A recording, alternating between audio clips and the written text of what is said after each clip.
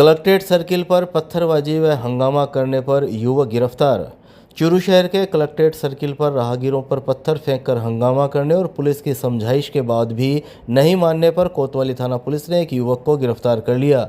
Police ने उसके खिलाफ बीएनएसएस की धारा 170 के तहत कार्रवाई की है। कोतवाली पुलिस से सोमवार शाम 6 बजे करीब मिली जानकारी के अनुसार गश्त के दौरान पुलिस टीम कलेक्ट्रेट सर्किल पहुंची, जहां एक युवक द्वारा राहगीरों पर पत्थर फेंकने और लोगों से झगड़ा करने की सूचना मिली।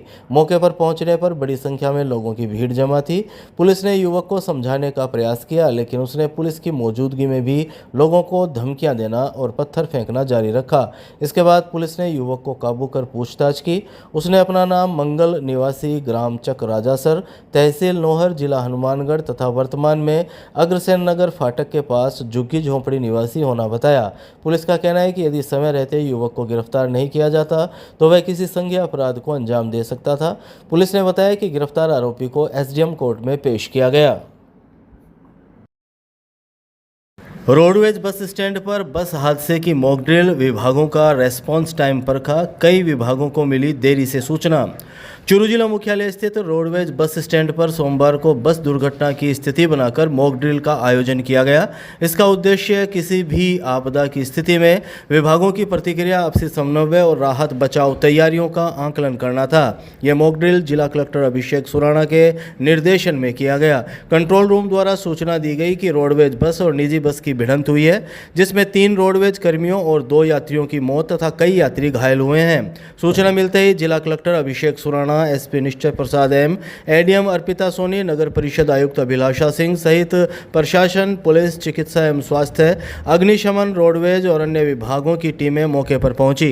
इस दौरान घायलों का रेस्क्यू, प्राथमिक उपचार, एम्बुलेंस से अस्पताल पहुंचाना, आग पर नियंत्रण के लिए दमकल, क्रेन इत्यादि संसाधन मौके पर पहुंचे। ट्रैफिक पुलिस ने यातायात बहाल करने तथा भीड़ प्रबंध का अभ्यास किया। जिला कलेक्टर अभिषेक सुराणा ने शाम 6 बजे करीब बताया कि मॉक ड्रिल का उद्देश्य केवल अभ्यास नहीं बल्कि विभागों की वास्तविक तैयारियों की परीक्षा लेना है। जिला कलेक्टर अभिषेक सुराणा ने शाम 6 बजे करीब बताया कि मॉक ड्रिल का उद्देश्य केवल अभ्यास नहीं बल्कि विभागों की वास्तविक तैयारियों की परीक्षा लेना, कमियों की पहचान करना और उन्हें दूर करना है। उन्होंने कहा कि अधिकांश विभागों का रेस्पॉन्स टाइम संतोषजनक रहा, जबकि कुछ विभागों तक सूचना देर से पहुंचने के कारणों की समीक्षा की जा रही है। एसपी निश्चय प्रसाद एम ने बताया कि कंट्रोल रूम से दुर्घटना की सूचना जारी होते ही सभी एजेंसियों की प्रतिक्रिया का परीक्षण किया गया। मॉक ड्रिल के बाद अधिकारियों ने विभागों के समन्वय, संसाधनों की उपलब्धता और कार्यप्रणाली की समीक्षा कर भविष्य की आपदा प्रबंधन योजना में आवश्यक सुधार शामिल करने के निर्देश दिए।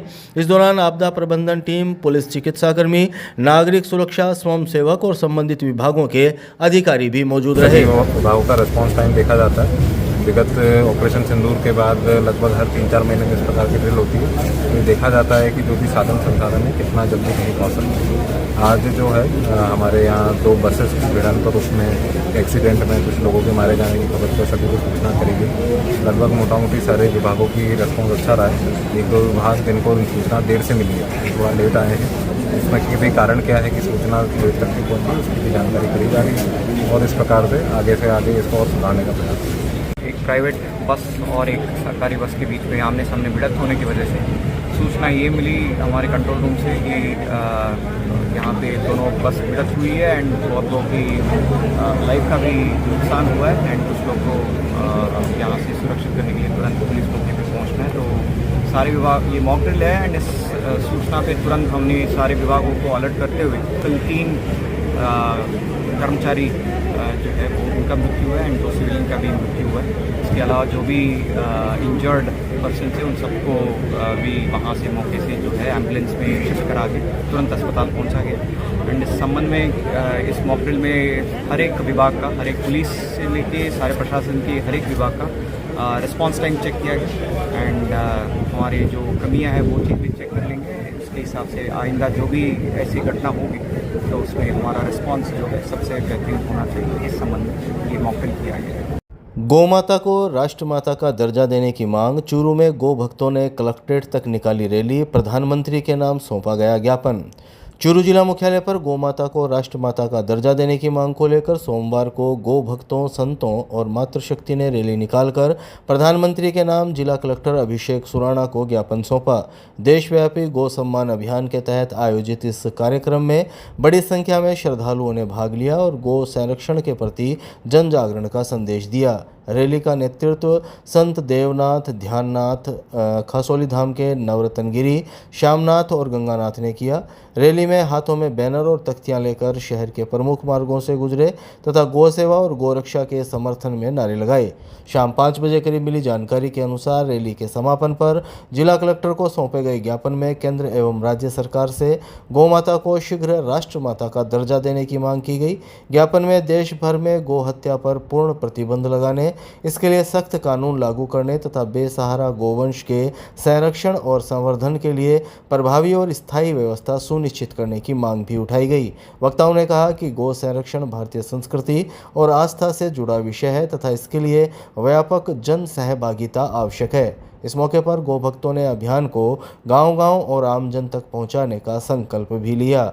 ज्ञापन सौंपने वालों में बाबूलाल जांगीड़, गोपीराम शर्मा, बीएन राजोतिया, राधेश्याम, घनश्याम सरोठिया, श्रीराम चोटिया सहित अनेक गौ भक्त और सामाजिक कार्यकर्ता मौजूद रहे।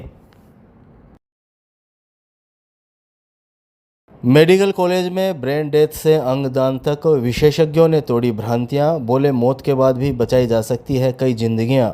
राज्य सरकार के अंगदान महादान जन जागरूकता अभियान के तहत सोमवार को चूरू के पीडीयू मेडिकल कॉलेज में पैनल डिस्कशन का आयोजन किया गया। कार्यक्रम में विशेषज्ञ चिकित्सकों ने अंगदान से जुड़ी भ्रांतियों को दूर करते हुए इसे मानवता की सबसे बड़ी सेवा बताया और समाज में इसके प्रति सकारात्मक सोच विकसित करने पर जोर दिया। कार्यक्रम का शुभारंभ मेडिकल कॉलेज के प्रिंसिपल डॉक्टर रमाकांत वर्मा तथा अस्पताल अधीक्षक डॉक्टर दीपक चौधरी ने किया। शाम 5 बजे मिली जानकारी के मुताबिक डॉक्टर वर्मा ने कहा कि एक व्यक्ति का अंगदान कई जरूरतमंद मरीजों को नया जीवन दे सकता है। उन्होंने ब्रेन डेथ की अवधारणा, अंग प्रत्यारोपण की प्रक्रिया, अंगदान से जुड़े कानूनी एवं चिकित्सकीय पहलुओं की जानकारी देते हुए जागरूकता बढ़ाने की आवश्यकता पर बल दिया। उन्होंने डॉक्टर और मेडिकल विद्यार्थियों से इस जनहित अभियान को अधिक से अधिक लोगों तक पहुंचाने का आह्वान किया। कार्यक्रम का संयोजन डॉक्टर रचिता माथुर ने किया। पैनल डिस्कशन में डॉक्टर अजीत गढ़वाल, डॉक्टर विकास देवड़ा, डॉक्टर आकांक्षा जून और डॉक्टर संगीता चौधरी ने विशेषज्ञ पैनलिस्ट के रूप में अंगदान के चिकित्सकीय, सामाजिक और कानूनी पहलुओं पर विस्तार से चर्चा की। उन्होंने चिकित्सकों तथा एमबीबीएस विद्यार्थियों की जिज्ञासाओं का वैज्ञानिक और सरल भाषा में समाधान किया। कार्यक्रम में मेडिकल कॉलेज के विभागाध्यक्ष, फैकल्टी सदस्य, चिकित्सक और बड़ी संख्या में एमबीबीएस विद्यार्थियों ने भाग लिया। सभी प्रतिभागियों ने समाज में अंगदान के प्रति जागरूकता फैलाने तथा अधिक से अधिक लोगों को इस पुनीत अभियान से जोड़ने का संकल्प लिया। राजलदेसर में स्कूली छात्राओं से छेड़छाड़ का विरोध करने पर सरकारी स्कूल की महिला कार्मिक से मारपीट, घायल का चूरू अस्पताल में इलाज जारी। चूरू जिले के राजलदेसर थाना क्षेत्र में स्कूली छात्राओं से छेड़छाड़ का विरोध करने पर सरकारी स्कूल की एक महिला संविदा कार्मिक के साथ मारपीट का मामला सामने आया है। घायल महिला को सोमवार को चूरू के राजकीय भर्तिया अस्पताल के आपातकालीन वार्ड लाया गया, जहां उसकी सीटी स्कैन सहित अन्य जांच की गई। महिला कार्मिक का कसूर इतना था कि उसने छेड़छाड़ कर रहे मनचले की शिकायत उसके परिजनों को कर दी थी, जिसके बाद युवक और उसकी मां ने महिला कार्मिक को रास्ते में रोककर उसके साथ मारपीट की और जान से मारने की धमकी दी। घायल 35 वर्षीय महिला ने शाम 5 बजे करीब बताया कि एक युवक पिछले 7-8 दिनों से उसकी बेटी सहित स्कूल की अन्य छात्राओं का पीछा कर छेड़छाड़ कर रहा था। इस पर वह आरोपी के घर शिकायत लेकर पहुंची, जहां परिजनों ने माफी मांगते हुए भविष्य में ऐसी हरकत नहीं होने का आश्वासन दिया। महिला का आरोप है कि इसके अगले ही दिन स्कूल की छुट्टी के बाद घर लौटते समय आरोपी युवक ने उसकी स्कूटी रुकवा ली। इसी दौरान उसकी मां भी मौके पर पहुंच गई। दोनों ने गाली गलौज करते हुए महिला के साथ मारपीट की, जिससे उसके सिर और शरीर पर चोटें आई। शोर सुनकर आसपास के लोग एकत्रित हुए तो आरोपी मौके से फरार हो गए। जाते समय उन्होंने शिकायत करने पर जान से मारने की धमकी भी दी। मेडिकल रिपोर्ट में महिला के सिर और गर्दन पर चोटों की पुष्टि हुई है। इस संबंध में राजलदेसर थाने में मुकदमा दर्ज हो चुका है। महिला का आरोप है कि मुकदमा दर्ज होने के बाद भी पुलिस के द्वारा इस मामले में कार्रवाई नहीं की जा रही। इंतजार कर रहा था, उसने मेरी स्कूटी पकड़ी और पकड़ के मुझे बोला कि आपको मेरे घर बुला रहे हैं। वो बंद गली थी और उसने ना उस गली में मुझे पकड़ के वहाँ ले गया और उसकी माँ मेरे साथ जोर जोर से मारपीट करने लगी। हाथ में ना एक लोहा का कड़ा हुआ था, उसने मेरे पीछे से वार किया और उसकी माँ पीटती रही मुझे। मैंने कहा कि आंटी जी अब बात तो सुनो, आपके बच्चे ने किया क्या है? उसने बोला तूने मेरे बच्चे को एक झापट कैसे मारा? मैं क्यों ये बच्चियों को छेड़ रहा था इसलिए मैंने इसको मारा। मैं बड़ी हूँ तो एक झापट भी नहीं मार सकती, आप अपने बच्चों को नहीं रोकोगे, गलत काम कर रहे हैं ये। पर उसने मुझे इतनी मारपीट की, इतनी मारपीट की कि वहाँ मैं बेहोश हो गई। वह थोड़ी इधर आई तो सब मोहल्ले वाले ने मुझे देखा और मुझे छुटाया। फिर मैं थाना अधिकारी के पास गई और थाना अधिकारी को बोला, फिर वहाँ उन्होंने मेरे साथ आए, मेडिकल करवाया और फिर है ना मेरे FIR दर्ज की, लेकिन उन्होंने कोई भी कार्रवाई नहीं की। आज वो अधिकारी कार्रवाई नहीं करेंगे तो ऐसे बच्चे, नाबालिग बच्चे, हाँ बच्चों में, उन बच्चों में समझ नहीं है, लेकिन फिर भी 4 की जगह 2 की जगह 4 खड़े होंगे। मेरी थाना अधिकारी से ये रिक्वेस्ट है कि अपनी बच्चियां सेफ रहे, स्कूल से घर से सेफ आए, सेफ जाए और इसके लिए कोई कार्रवाई की जाए।